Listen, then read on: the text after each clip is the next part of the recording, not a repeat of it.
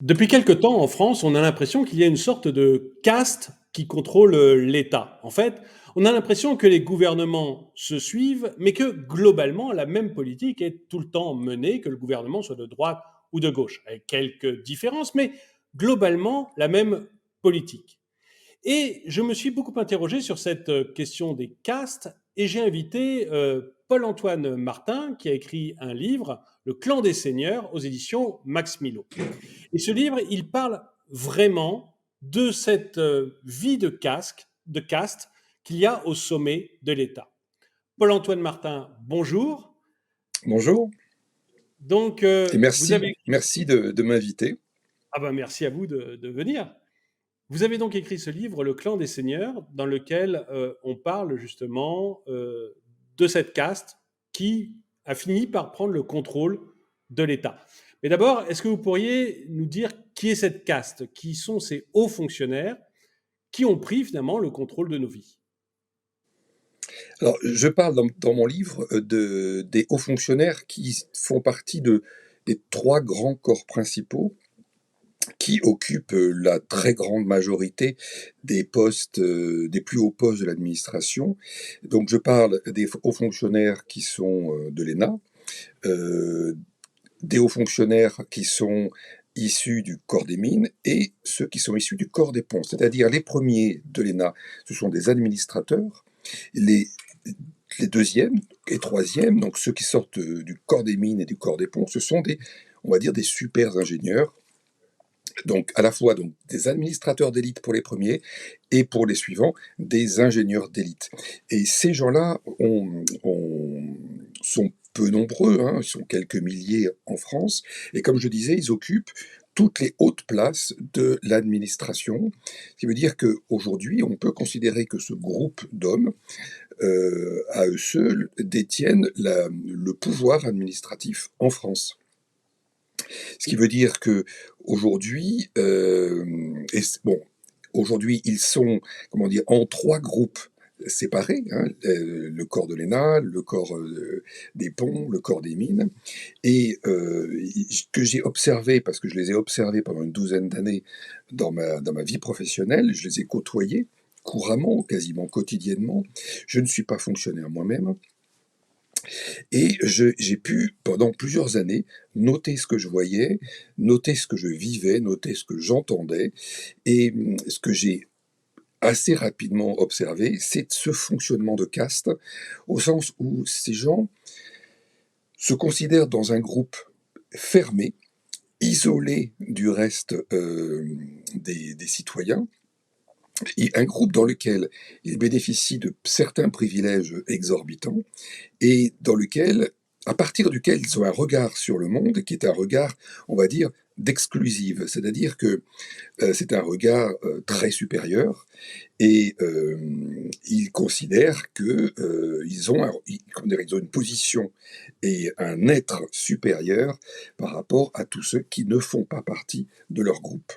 Donc c'est ça que j'ai appelé une caste, et c'est la définition de la caste. Donc ces trois groupes d'hommes fonctionnent ensemble comme une caste. Mais on parle de combien de personnes à peu près? C'est Cette quelques caste, milliers, c'est quelques quelques milliers milliers, oui. qui sont en fait placés à des endroits stratégiques de l'État, ce qui leur permet de contrôler les choses en fait. Alors, quand on dit ils sont placés, on pourrait presque dire ils se placent. Pourquoi? Parce que le fonctionnement en corps d'État est à ceci de très particulier pour ces trois hauts corps, c'est que à l'intérieur, il y a, on va dire, une certaine hiérarchie à l'intérieur. Chaque niveau comment dire, fait allégeance au niveau supérieur. Et puis tout en haut, vous avez un personnage qui est le patron du corps, qui est un homme ou une femme qui a un réseau très très puissant et qui a en charge de placer ces gens-là, vous voyez, à des postes toujours le but, c'est de les placer à des postes toujours plus puissants, de sorte à ce que l'ensemble du groupe devienne collectivement plus puissant. C'est-à-dire qu'il y a un jeu Ça fait un peu, d'articulation. pardon, ça fait un peu mafia quand vous nous racontez. On a presque l'impression de voir Don Corleone, le parrain en haut, qui va placer ses petits pions pour avoir plus de pouvoir. Ça doit Ben, pas être terrifiant, mais c'est ça, c'est la bonne image ça, ou... ça peut ressembler à ça. Bon, sauf qu'il n'y a pas ce n'est pas une entreprise criminelle. Mais il y a ce mode de fonctionnement-là, effectivement, qui est occulte, hein, parce que personne, ou quasiment personne, dans la population connaît le fonctionnement des corps et connaît le fonctionnement de cette haute administration qui est tout à fait particulier. Et l'objectif de chacun de ces corps, c'est d'être encore plus puissant dans l'administration. Et ce que j'ai observé aussi, c'est que pour ne pas non plus s'épuiser en guerre concurrentielle, on va dire, ces corps ont, entre guillemets, signé une sorte de Yalta entre eux, c'est-à-dire qu'ils se sont partagés, littéralement, le gâteau de la haute administration. J'ai pu travailler, moi, assez longuement dans le portuaire, dans le ferroviaire. J'ai vu beaucoup de personnes du corps des ponts.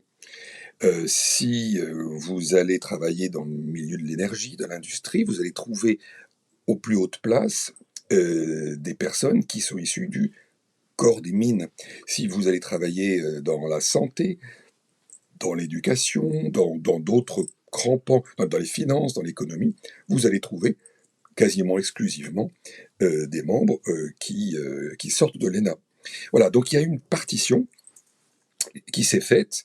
Alors, elle n'est pas signée sur un papier, mais c'est un équilibre qui s'est construit. Et vous ne pouvez pas, accéder, si vous n'êtes d'aucun de ces corps, vous ne pouvez pas accéder à ces hautes places de l'administration. Ils ont placé un plafond de verre qui est infranchissable, on va dire, sauf si vous avez un réseau tout à fait particulier, des accointances avec des hommes forts ou des personnalités fortes. Donc vous ne pouvez pas franchir ce plafond de verre. Alors ça, c'est vrai pour toute la haute administration française, mais c'est vrai aussi pour toutes les entreprises, par exemple, du CAC 40. Elles aussi les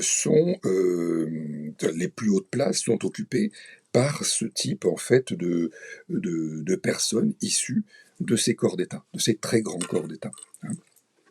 Donc ça c'est C'est ce qu'on appelle le pantouflage, c'est-à-dire des gens alors qui passent du grand corps d'État à l'entreprise du CAC 40, puis de l'entreprise du CAC 40 au grand corps d'État, ou c'est encore autre chose? alors ils restent toujours dans le grand corps d'État, mais à un moment donné, ils vont être de la haute administration, occuper un poste très élevé dans la haute administration, et puis à un moment donné, ils vont choisir de partir dans le privé.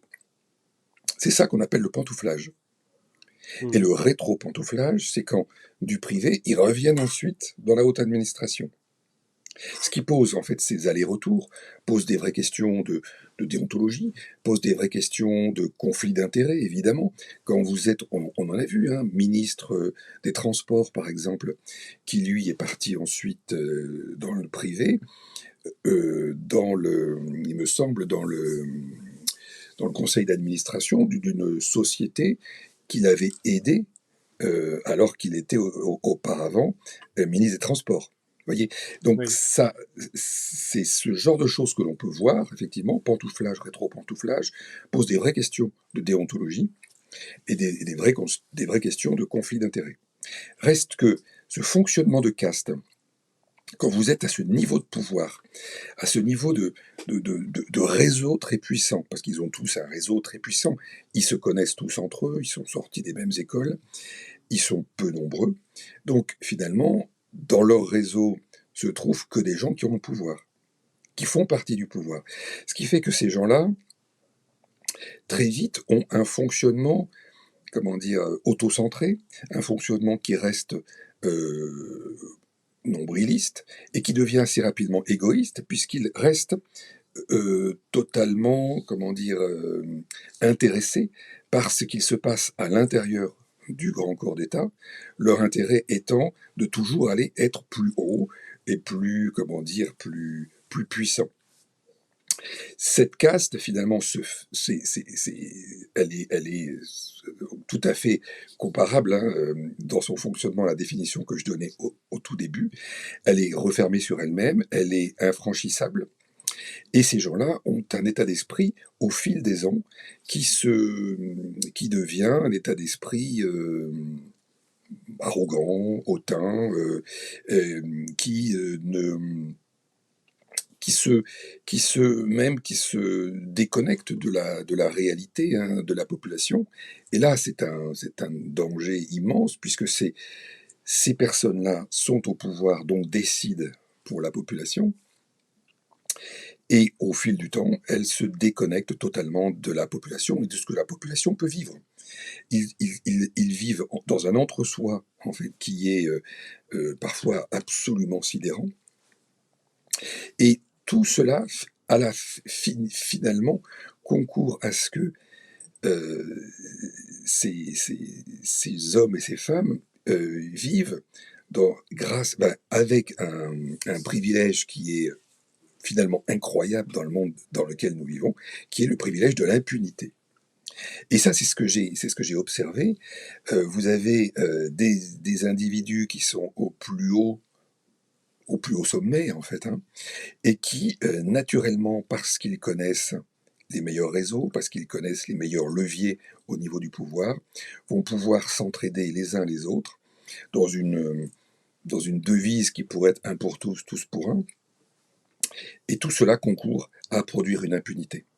Alors, j'ai vu, moi, hein, parce que c'est ce que mon livre vise alors c'est un livre traité sous le mode fictionnel, mais tout ce que je raconte dedans, tous les exemples, sont des exemples vus, entendus, observés, constatés avec des preuves.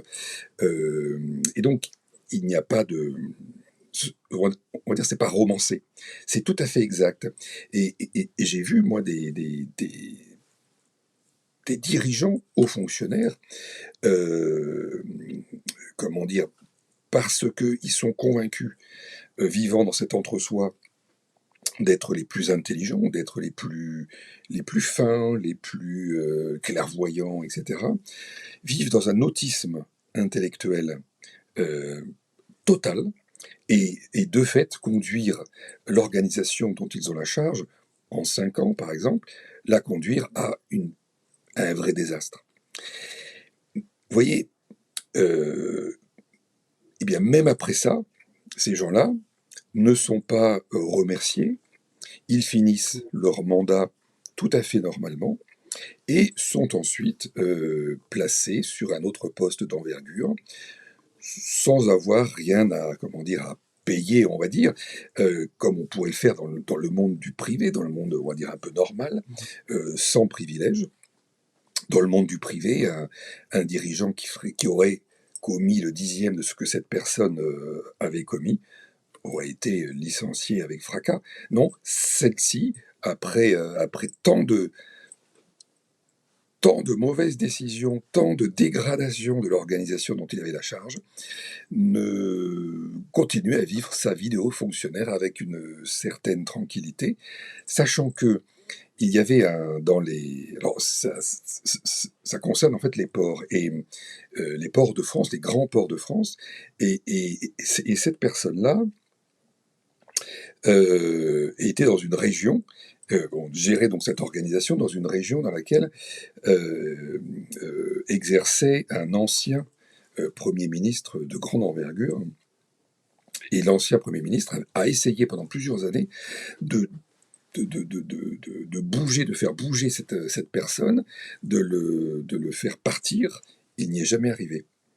Seul le corps, en fait, le corps auquel était rattaché donc ce haut fonctionnaire, à un moment donné, a décidé en fin de mandat de déplacer cette personne et de le replacer sur un autre poste d'envergure. Vous voyez, c'est pour illustrer la puissance absolue Mm. et le fait que même un politique de grande envergure ne peut pas agir. Et on voit, alors, c'est pas votre exemple, mais moi, il y avait quelque chose qui m'a vraiment frappé, c'est Agnès Buzyn. Il y avait d'autres politiques avant qui m'avaient frappé, mais Agnès Buzyn m'a énormément frappé.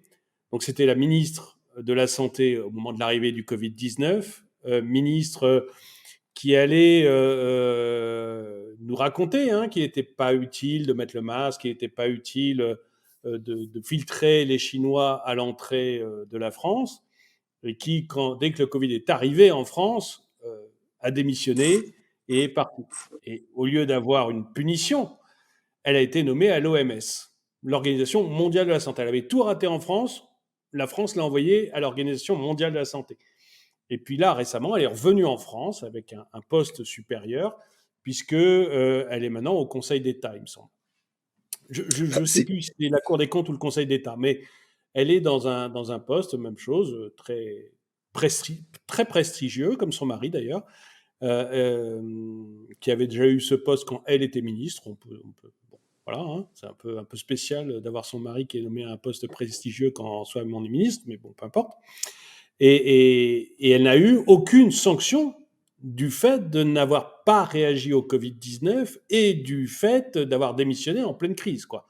Il n'y a eu aucune ben, sanction. c'est ce que j'appelle le monde merveilleux du corps, vous voyez. Ah oui. C'est ce que je décris dans mon livre pour montrer à quel point le monde réel que nous vivons tous n'a rien à voir avec ce monde, on va dire, que j'appelle merveilleux, avec des règles tout à fait particulières. C'est un monde où euh, pile vous gagnez et face vous gagnez. Alors c'est ça un monde merveilleux, vous voyez. Et ils ne peuvent que gagner, en fait. Alors, des fois, quand vraiment les choses se passent mal pour eux, ils peuvent avoir un léger ralentissement de carrière, mais à la fin, ils arrivent au bout. Ils arrivent aux plus hautes distinctions. C'est une anormalité absolue.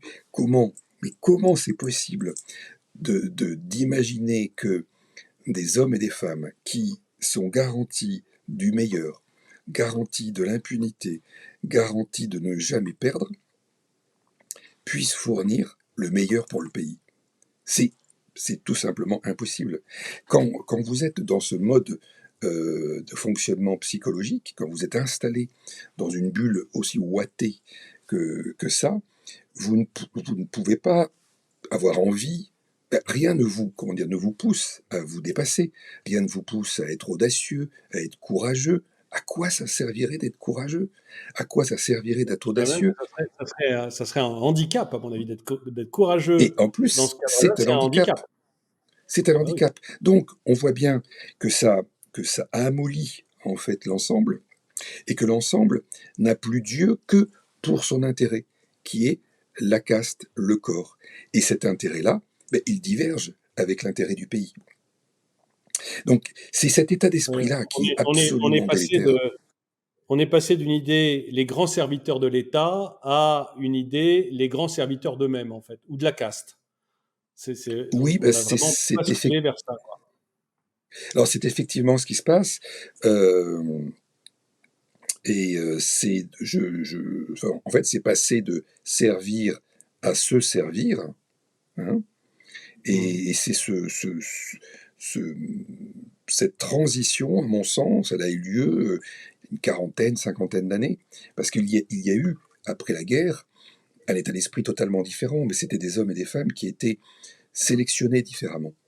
Ils étaient sélectionnés, bien sûr, avec une haute aptitude intellectuelle, mais aussi une expérience de vie qui avait montré qu'ils étaient courageux, qu'ils étaient audacieux et qu'ils aimaient leur pays.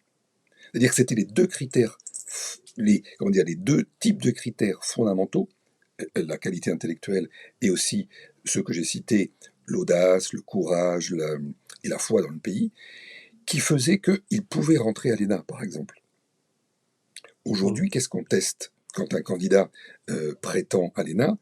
C'est une aptitude intellectuelle, une aptitude à produire une note, une aptitude à faire des résumés, des synthèses, une aptitude à parler de sujets dont on ne connaît rien.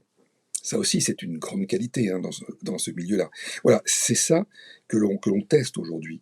Mais en aucun cas on teste la foi dans le pays, ou en aucun cas on teste la capacité à un moment donné, quand les choses deviennent difficiles, dures, d'être courageux, d'être audacieux et d'être en capacité de mener des politiques qui ne soient pas des politiques purement clientélistes ou des voilà, etc. Donc on a perdu ça, ça s'est effiloché au fil du temps, et aujourd'hui, aujourd'hui, on ne peut que constater une chose, et ça tous les Français le constatent, c'est que pan après pan, l'administration se délite, voire s'effondre. On voit s'effondrer la santé, l'hôpital. Moi, j'ai vu s'effondrer la partie ferroviaire. Je vais vous donner un autre exemple extrêmement illustrant. Euh, j'ai travaillé dans le domaine portuaire, dans les grands ports de France. J'étais membre d'un directoire et j'étais aussi président d'une petite société ferroviaire. Bon, c'est dans ces fonctions-là que j'ai côtoyé donc tous ces hommes et ces femmes. Et vous prenez un espace de temps de 20 ans. Vous regardez comment les grands ports de France, enfin tous les ports de France, ont évolué en activité entre 2000 et 2019. Vous Mm. remarquez qu'ils ont évolué de 0,25% en activité. C'est pas beaucoup.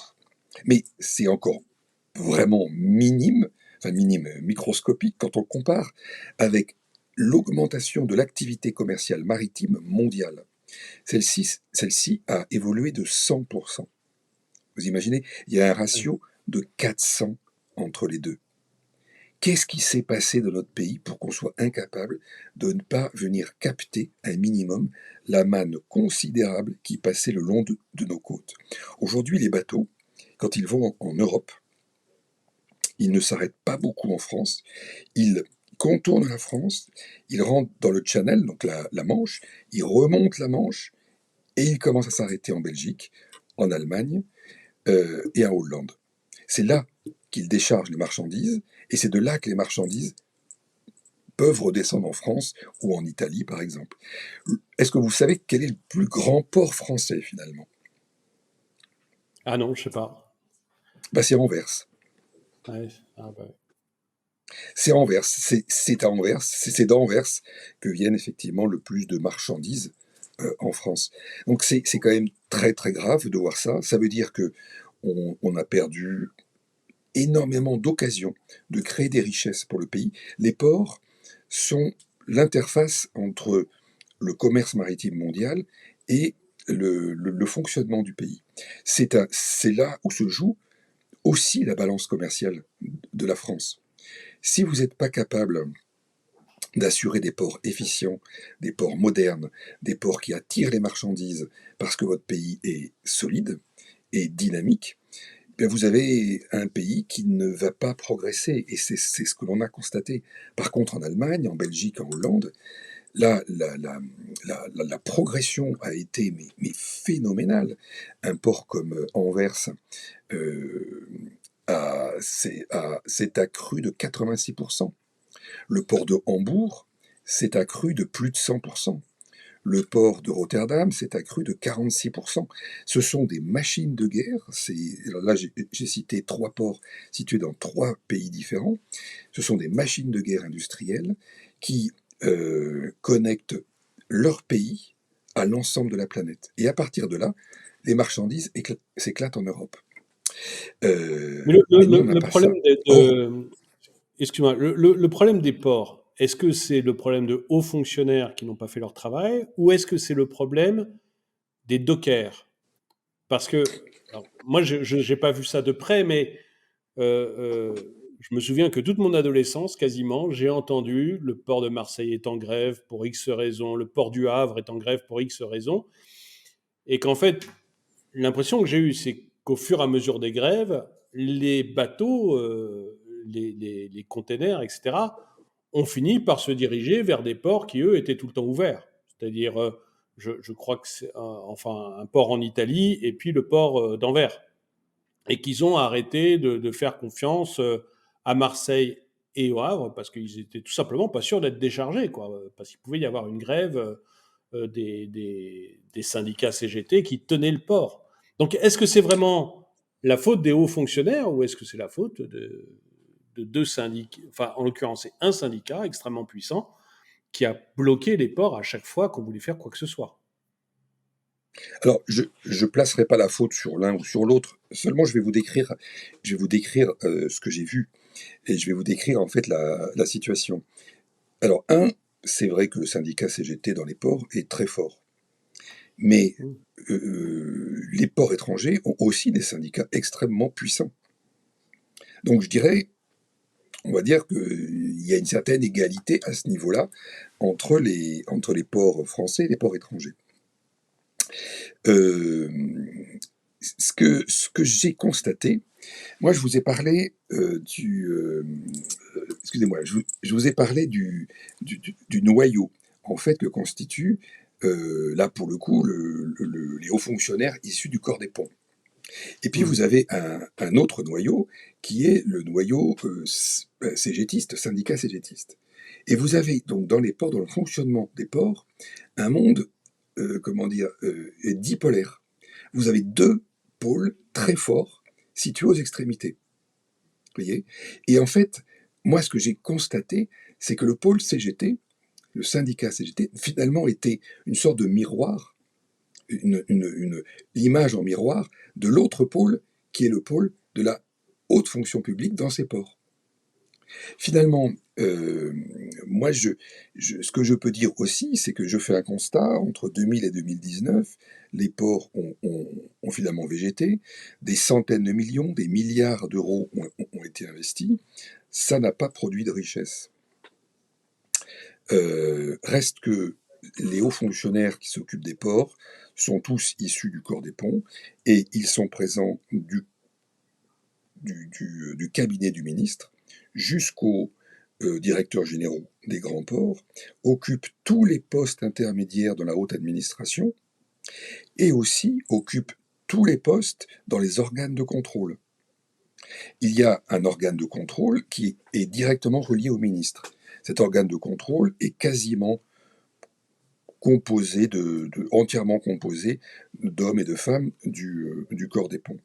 Ce qui se passe, c'est que quand cet organe de contrôle qui est censé contrôler, censé renvoyer un message stratégique vers le ministre pour le conseiller et lui donner une orientation, eh bien vous avez des auditeurs et des audités qui sont des pairs, qui sont des gens qui sont un jour l'auditeur est à la place de l'auditeur, l'audité est à la place de l'audité, et puis peut-être que 2 ans plus tard, c'est le contraire qui va se passer. Et là, psychologiquement, ces gens rentrent dans une sorte de fonctionnement prudent, où ils ne vont effectivement être pas sévères sur ce qu'ils peuvent voir, et ils vont s'habituer à une sorte de fonctionnement moyen, médiocre, qui finalement, au fil du temps, devient la norme. Moi, ce que j'ai remarqué, c'est que j'ai vu des dirigeants qui ne passaient pas la frontière du pays pour aller voir comment ça pouvait se passer ailleurs. Et pourtant, je vous dis, moi j'y suis allé, j'ai vu ce que j'ai vu, ouais, j'ai pris une gifle immédiatement de voir la puissance, mais la puissance industrielle, à quel point ces ports étrangers sont pensés pour être des outils économiques ultra puissants pour leur pays, au service de leur pays. Aujourd'hui en France, on ne regarde pas les ports comme ça, et ça conduit à comment dire, à diminuer tout l'intérêt du fret ferroviaire, à faire en sorte que, moi j'ai rencontré des hommes de l'ENA qui m'expliquaient que le fret ferroviaire, il fallait l'arrêter, et que si on l'arrêtait, on allait démanteler les voies. Et donc, finalement, on a observé depuis ces dernières années une perte dramatique de la maintenance et des réparations de voies, ce qui fait que le réseau est dans un état calamiteux. De fait, les trains circulent beaucoup moins bien, et à la fin, le fret ferroviaire n'est plus du tout compétitif. Ce qui fait que c'est dramatique pour les ports, c'est dramatique pour les infrastructures françaises, et c'est dramatique aussi pour toute la lutte contre dans la transition énergétique, et la lutte contre le dérèglement climatique. Bref, c'est du tout faux de A à Z. Et pendant ce temps-là, tous les emplois que l'on aurait pu créer en France avec des ports qui fonctionneraient très bien, parce qu'on a une côte maritime extraordinaire, extraordinaire, on a même deux extraordinaires. Eh bien, tous les emplois que l'on aurait pu créer, des centaines de milliers, des richesses en valeur ajoutée considérable, eh bien, tout ça est parti en Belgique, en Hollande et en Allemagne. Et alors, Alors ça, on n'en alors parle pas, effectivement. oui, on a compris l'idée. Donc, l'idée, c'est qu'au lieu de travailler pour le pays, on a des corps qui travaillent pour eux-mêmes. Le corps des ponts, il y a les ponts, il y a l'ENA, et le troisième, c'est quoi déjà? Polytechnique, Les mines. Les mines. les Alors mines. je veux pas généraliser, hein. Il y a évidemment des individualités de très très bon niveau dans ces trois corps, hein. Tout le monde n'est pas monobloc, monocouleur. Mais on constate qu'il y a une grosse majorité qui fonctionne comme ça. Et à la tête de chacun de ces corps, il y a une personne, qui est une personne qu'on connaît ou qui est, Non, non, je c'est connais. Emmanuel Non, Macron pour les énarques, ou c'est non, non, quelqu'un non, non. qu'on ne verra jamais? Non, non, c'est D'accord. quelqu'un qui a une puissance de réseau, et qui connaît, oui, qui connaît tous les hommes de pouvoir, qui va placer, c'est-à-dire que si vous êtes, demain, vous êtes Droma Economy, rentre au 440 et vous avez besoin d'un super directeur opérationnel de très haut niveau, vous allez peut-être passer un coup de fil à une de ces personnes-là pour dire, moi j'aimerais un gars de très bon niveau, est-ce que tu pourrais m'en envoyer un? D'accord. Oui, donc Et il donc, va gérer la carrière de ses il va gérer la carrière de ses poulains, ce qui va lui permettre bah, d'avoir derrière c'est des gens effectivement qui un lui sont syndicat, redevables. c'est un syndicat qui est financé pour ça, pour gérer la carrière de ces gens, sachant que l'objectif, c'est comment dire, l'optimum en puissance du groupe. Et est-ce que cette personne-là, qui donc est extrêmement puissante, est-ce qu'elle le fait pour un enrichissement personnel? C'est-à-dire que, est-ce que, grosso modo, elle va, comme elle place elle-même les personnes dans le CAC 40 ou à la tête de l'État, elle place les gens les plus puissants. Est-ce qu'elle le fait pour un enrichissement personnel, pour gagner elle-même beaucoup d'argent, détourner de l'argent, je ne sais pas? Ou est-ce que c'est pas ça, c'est juste un entre-soi? Ah, moi, j'ai pas vu, hein, à aucun moment, j'ai pu voir une suspicion de volonté d'enrichissement personnel. Moi, j'ai pas du tout vu ça. Par contre, ce que j'ai vu, c'est alors bon, ces personnes-là, hein, à la tête des corps, je les connais pas, je les ai jamais vues. Mais ce que je veux dire, moi, j'ai pas vu du tout parmi les personnes que j'ai côtoyées la moindre volonté d'enrichissement personnel. Par contre, une envie de carrière évidente. Ils sont, ils sont bercés par ça. Moi, je sais, j'ai fait une grande école, j'ai fait Centrale Supélec, et je sais que déjà, dans ce genre d'école d'ingénieurs, on nous explique qu'on est les meilleurs, que l'industrie va se mettre à genoux devant nous pour qu'on rentre dans leur société, etc. Imaginez quelque chose qui est 10 fois, 100 fois plus que ça. Dans le corps, là, vous êtes comment dire, considéré comme la supra-élite, quoi. C'est-à-dire que vous êtes les gens que le pays attend pour être sauvés, pour être dirigés, etc. Ces gens sont destinés à occuper vraiment des places de grands dirigeants, vous voyez. Donc, et ils sont construits pour être surconfiants, avoir la garantie intérieure d'être les meilleurs. C'est-à-dire que moi, j'ai vu des gens, j'ai pu discuter avec eux, ils savent. Vous pouvez leur dire ce que vous voulez, vous pouvez avoir raison. Non, ils savent. Et Mmh. donc, ça conduit à des entêtements, ça conduit à des catastrophes industrielles. Certains vont s'entêter, s'obstiner, avoir des comportements presque butés, parce qu'ils sont convaincus qu'ils ont raison. Et on l'a vu, il y a eu des catastrophes industrielles du fait de dirigeants sortis de ces corps-là, et que ça aboutisse à des choses dramatiques. Des choses dramatiques. Mais non, pas d'enrichissement personnel, j'ai pas vu ça. De la haute administration, j'ai pas vu ça. D'accord, très bien. Bon, bah, au moins, c'est déjà une bonne chose s'il n'y a pas d'enrichissement personnel. Mais pour les personnes, vous disiez, vous disiez, il y a des gens bien là-dedans, mais ils restent pas. Enfin, techniquement, vous êtes, vous faites partie d'un grand corps, mais vous êtes quelqu'un qui a envie de changer les choses, qui a envie de bouger, qui a envie de sauver la France, entre guillemets, en tout cas, sauver son port déjà, ou sauver je sais pas quoi. Quand vous voyez toute la lourdeur derrière et tous vos collègues qui doivent venir vous voir en disant attends, chez nous, pas de vagues. Chez nous, c'est faut que les choses soient lisses, propres pour avoir une bonne carrière. Vous restez pas, c'est pas possible. Non, il Il reste doit y pas. avoir... bah, c'est ça, ils doivent tous partir. Bah, moi, C'est j'en pas ai connu tenable. deux qui étaient, j'en ai connu deux qui étaient vraiment, vraiment exceptionnels. Non, ils sont pas restés. Et puis le système les pousse à leur faire comprendre ben, que c'est pas le lieu dans lequel ils s'épanouiront. Vous voyez? Donc, ben, ils sont partis dans le privé, les deux, dans des très très belles sociétés, et ils font une très belle carrière. Euh, pour réussir,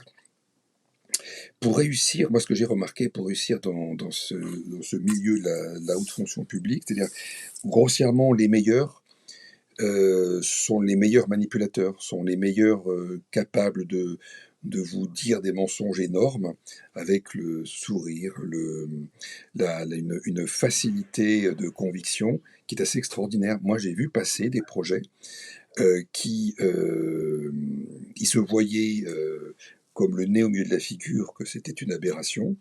Eh bien, tout un conseil de surveillance signé comme un seul homme que le projet était magnifique et qu'il fallait absolument engager les dizaines de millions, voire les centaines de millions. C'est très impressionnant de voir ça, vous voyez, parce que ça veut dire aussi que ces gens-là finissent par avoir une telle aura chez beaucoup, ou finissent par faire croire qu'ils sont tellement puissants que personne vient les contredire. Personne vient rentrer dans les détails de ce qu'ils présentent pour essayer de trouver là où il y a des erreurs, là où il y a des, comment dire, des oublis ou des raccourcis qui sont tout à fait presque de l'escroquerie, vous voyez, intellectuelle. Et, euh, Et donc, il donne l'impression aux autres qui sont tellement puissants qu'ils ont une certaine science infuse. Et moi, j'ai vu beaucoup de gens, finalement, ne jamais leur poser de questions qui pourraient fâcher, alors que je savais, étant à côté et ayant participé aux réflexions préalables, il y avait d'énormes trous dans ce qui était présenté. Ça explique beaucoup de problèmes que l'on a sur les dépenses publiques depuis de nombreuses années, où tout le monde voit que dans certains domaines, on va droit dans le mur, mais où on continue à y aller contre toute attente. Ça explique aussi certains ministres, je ne veux pas faire d'attaque ad nominem maintenant, j'en ai déjà attaqué un tout à l'heure, je ne vais pas recommencer, mais qui sont capables le matin de vous dire quelque chose et le lendemain de vous, voire même l'après-midi même, de raconter l'inverse complet de ce qu'ils ont dit le matin, quoi. Uniquement comme ça, Oui, avec une grande alors, facilité, alors ça, moi, une immense facilité, hein, c'est impressionnant. c'est désarmant. C'est absolument désarmant. Et moi, je l'explique de la façon suivante, c'est-à-dire que quand vous êtes tous les jours de votre vie dans un univers où vous êtes dans l'impunité, où vous travaillez avant tout pour le corps plutôt que pour l'État, quand vous êtes dans un univers où il y a plus il y a plus d'envie de se dépasser, il se produit une sorte d'avachissement intérieur, culturel, de solidité, on va dire, de solidité intellectuelle. Et donc, effectivement, ce que vous dites, je l'ai observé aussi, c'est l'absence de conviction. Euh, c'est quelque chose qui est tout à fait troublant. Moi, j'ai trouvé des gens qui n'ont pas de conviction, qui ne cherchent pas à en avoir, parce que ne pas chercher à en avoir et ne pas en avoir, c'est une des très grandes qualités. Ça s'appelle la souplesse. Alors, ça s'appelle la souplesse chez eux. Ça permet effectivement de dire, hier, on ferme les centrales nucléaires, et demain, on en construit 10. Vous voyez? Hmm. Et c'est les mêmes. Mais quand on arrive à faire ce genre de, de saut, de salto ultra souple, euh, c'est extrêmement dangereux pour un pays. Comment est-ce qu'il peut être conduit correctement euh, dans un contexte international extrêmement mouvant, complexe, etc. Donc ce manque de conviction conduit à une absence de vision et une absence de sens stratégique. Vous voyez, ce qui est affolant, c'est de voir que, par exemple, des directeurs généraux de ports ne vont pas construire eux-mêmes leur stratégie. Ils la confient à un cabinet de consultants à qui ils donnent 3 semaines ou un mois pour faire une proposition, qui revient avec des slides, et puis qui a écrit une stratégie pour le port, et le directeur général ensuite, comment dire, il, euh, il prend, comment dire, il prend pour lui cette stratégie qu'il n'a pas construite lui-même, il la prend pour lui, et elle devient cette stratégie pour 5 ans. Mais il ne l'a pas construite lui-même. Parce que moi, j'ai vu des gens qui n'étaient pas capables de construire de la stratégie. Mais quand on est à ce Est-ce que ça niveau-là, lui permet pas aussi de pouvoir, est-ce que ça lui permet pas aussi de pouvoir dire après, bon, on s'est planté, mais c'est pas ma faute, c'est McKinsey. J'avais l'étude McKinsey qui me montrait qu'il fallait absolument diriger le port vers des péniches. Ça a raté, mais j'y peux rien. C'est McKinsey. Non, c'est pas aussi un non, moyen de pas non, mettre son non, nez parce quelque que, part, non, parce que une fois qu'il reçoit le rapport, comment dire, il en prend la responsabilité. Il, la, D'accord. il le fait sien. Et il fait sienne la stratégie qui est présentée. Par contre, moi, ce qui me pose vraiment question, c'est qu'à ce niveau-là, on ne soit pas capable de construire une stratégie. Vous savez, au niveau français, il n'y avait pas de stratégie pour les grands ports français jusqu'à il y a 10 ans. Il Hmm. n'y avait pas de stratégie. C'est-à-dire que chaque port pouvait avancer sans stratégie. Et aujourd'hui, donc c'est demandé par la loi depuis la réforme portuaire de 2010, chaque port doit construire une stratégie. Mais plusieurs directeurs généraux ne savent pas faire de stratégie. Par contre, ils savent. Moi, il y en a un une fois qui m'a dit, moi, mon métier, c'est de vous manipuler. Vous voyez. Donc c'est une autre façon de concevoir son métier. Ah oui, c'est une façon d'orienter. C'est ça qui est dramatique, vous voyez. Quand vous avez aussi un directeur général qui est directeur général d'un grand port international, bien sûr, il fait partie du corps dont il faut faire partie, et qui ne sait pas dire un mot d'anglais, qui ne sait pas dire une phrase d'anglais, et qui va recevoir des clients venant de partout dans le monde, ben, il ne sait pas lui parler, il ne peut pas lui parler. Ouais, C'est, d'accord. Et- c'est fou de voir ça, vous voyez, mais on considère ça comme normal. Je suis allé à Munich, au grand salon de la logistique européenne. C'est vraiment un salon exceptionnel, très très grand, d'une organisation magnifique comme les Allemands savent faire. Et je suis arrivé sur un stand d'un des plus grands logisticiens euh, allemands, je crois. Et le stand était très impressionnant. Alors déjà, il était très beau. Il était très impressionnant parce que était présentée une carte lumineuse, une immense carte lumineuse de l'Europe, dans laquelle on voyait toutes les implantations, toutes les agences en fait de ce grand groupe. Et on voyait qu'il y avait des agences dans tous les pays d'Europe, sauf dans un seul pays. Dans un seul pays, il n'y avait aucune agence de ce groupe-là. Et bien, c'était Ah la oui. France. C'était un trou noir dans cette grande carte lumineuse. Et j'ai posé la question, je dis, mais pourquoi? Et le directeur me répond, mais non, parce que nous, on ne veut plus avoir affaire à la haute fonction publique française. Donc on ne vient plus en Ah oui, France. à ce point-là. À Ah ce oui. point-là, oui. Oui. Ça, c'est une Mais du coup, expérience personnelle, ça, oui. ah oui.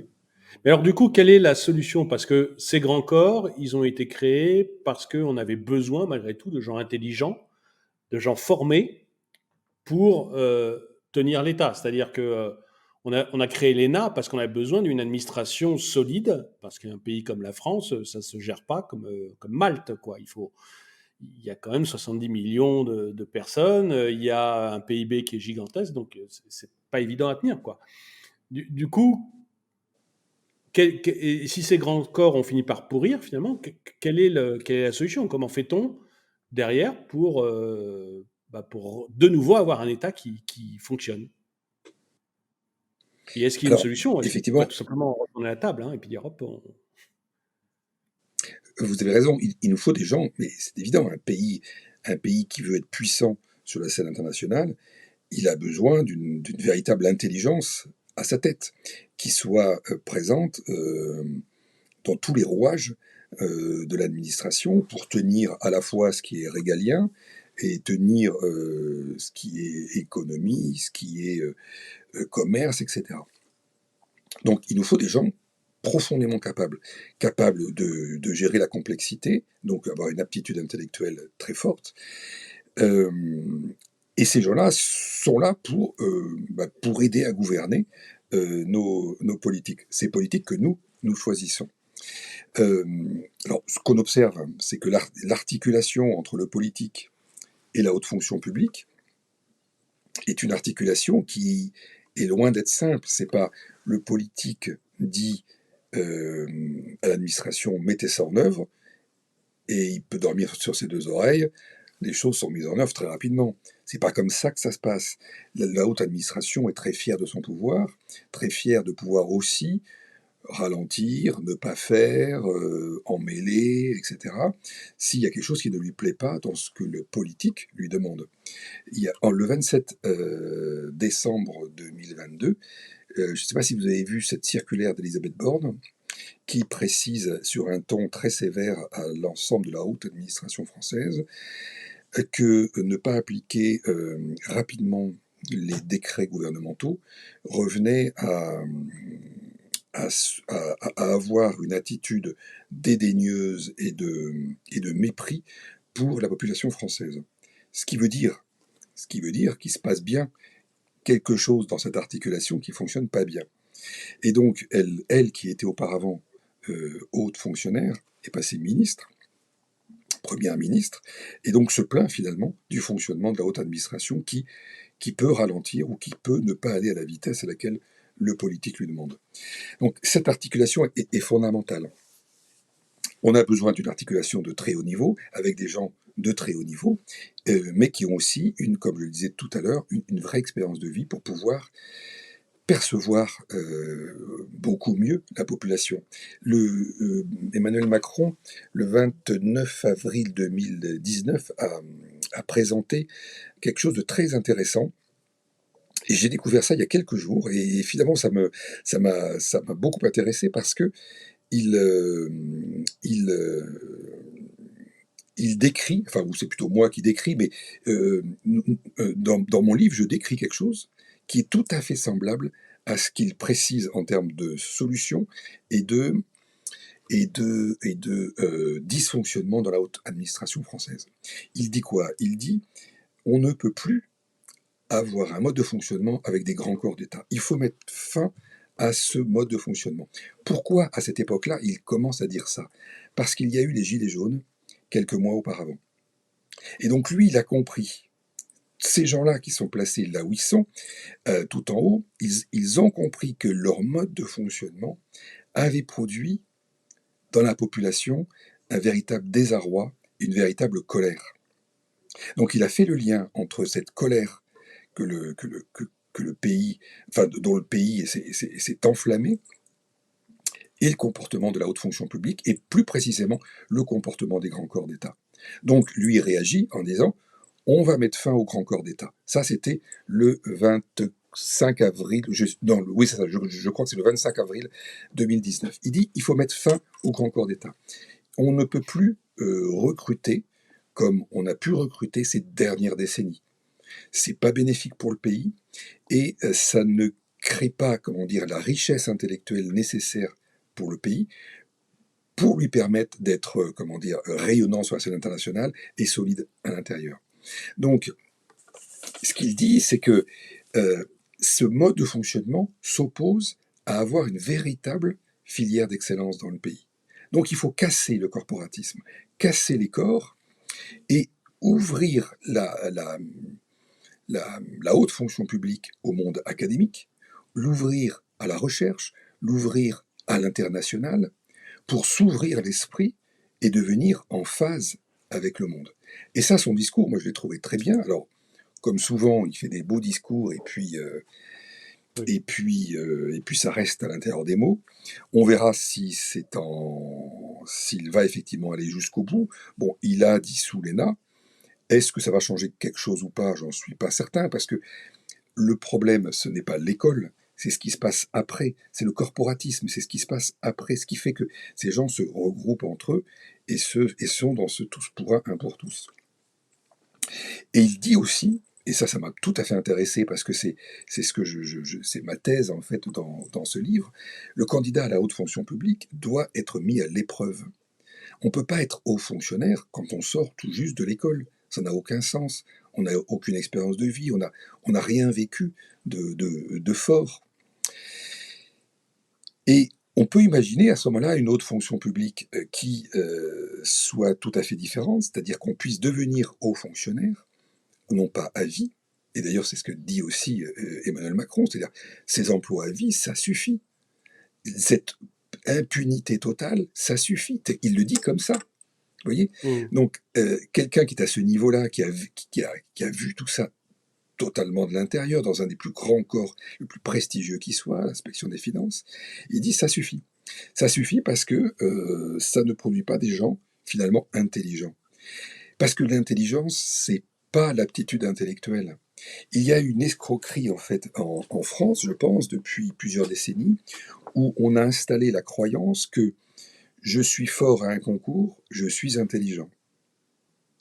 Ouais. L'intelligence, ce n'est pas l'aptitude intellectuelle.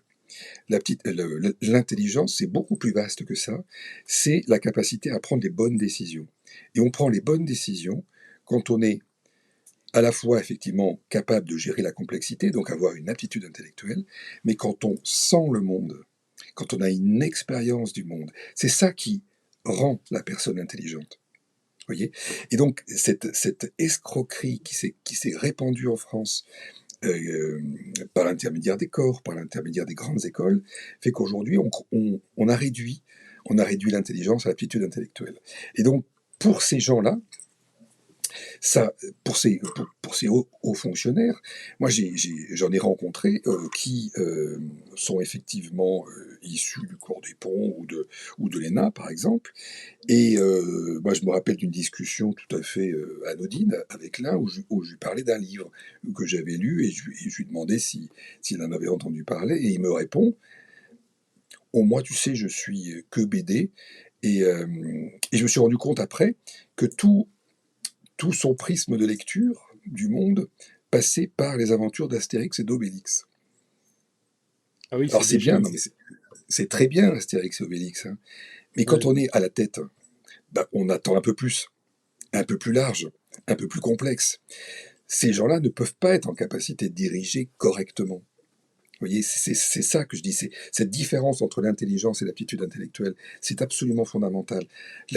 On peut être très apte intellectuellement et avoir aucun bon sens. Par contre, quand on est intelligent, on a du bon sens. Et c'est ce qui manque aujourd'hui. Quand la population, quand elle se soulève, ben, c'est qu'elle constate qu'il y a une absence de bon sens totale dans les décisions qui sont prises et dans ce qu'on lui demande d'appliquer, de subir et de vivre. Si c'était du bon sens, tout le monde s'y plierait, mais c'est pas le cas. Donc on voit bien là le travers entre une caste de très haut niveau, entre guillemets, qui a perdu du bon sens parce qu'elle a perdu la foi dans son pays, parce qu'elle a perdu un rayonnement intellectuel, qui va produire des décisions qui sont totalement décalées avec ce qui serait bon pour la population. Or, le contrat social, il repose sur la confiance entre la population et son élite. S'il n'y a plus de confiance, il n'y a plus de contrat social. Et là, on rentre dans une zone inconnue. On rentre dans Ouais. une zone très dangereuse, très très dangereuse. Alors, moi, à mon avis, c'est renverser la table, c'est aller encore vers pire, parce qu'une fois, quand on renverse la table, on ne sait jamais qui la relève. Et en général, ceux qui la relèvent, la table, ce ne sont pas ceux qui l'ont renversée, vous voyez. Donc ce sont les plus malins qui connaissent parfaitement les rouages du système, qui savent comment récupérer le système, manipuler, etc., etc. Donc il faut être très très méfiant par rapport aux, comment dire, aux idées ou aux fantasmes de révolution violente. Bon, moi, je ne suis pas du tout favorable à ce genre de choses, évidemment. Par contre, un véritable changement de la formation de ces gens pour leur donner un véritable squelette moral, squelette intellectuel, culturel, solide, qui leur permette d'appréhender justement et de s'ajuster au monde, c'est ça qu'il nous faut. La France est un pays très riche, pays remarquable, mais s'il est de, on sent bien tous que les choses se délitent parce que bah, ces décisions ne sont pas intelligentes. Voilà, je le résumerai comme ça. Et ce qui est absolument pervers aussi dans ce système, c'est que cette caste d'État, elle produit des décisions qui ne vont pas s'appliquer à elle. Quand on vit dans Mmh. l'impunité, on risque rien. On risque absolument rien pour son emploi, on risque rien pour son niveau de vie. Encore une fois, on ne peut que gagner. Et donc, elle produit des décisions pour des gens qui, eux, sont dans le risque tous les jours, qui, eux, peuvent perdre leur emploi, perdre dramatiquement leur niveau de vie, etc. C'est impensable, impensable comment dire, d'imaginer qu'une démocratie puisse durer avec, avec une caste qui n'est absolument pas impactée par les décisions qu'elle prend. Eh bien, Paul-Antoine Martin, merci pour cette interview. Je rappelle le nom de votre livre, Le Clan des Seigneurs, qui est aux éditions Max Milo. Donc, je mets un lien dans la description si les auditeurs veulent aller le voir. En tout cas, merci beaucoup. Merci à tous Merci, d'avoir regardé cette vidéo. Merci à tous d'avoir regardé cette vidéo. Mettez-lui un pouce vers le haut, commentez-la, partagez-la. Et moi, je vous dis à très bientôt.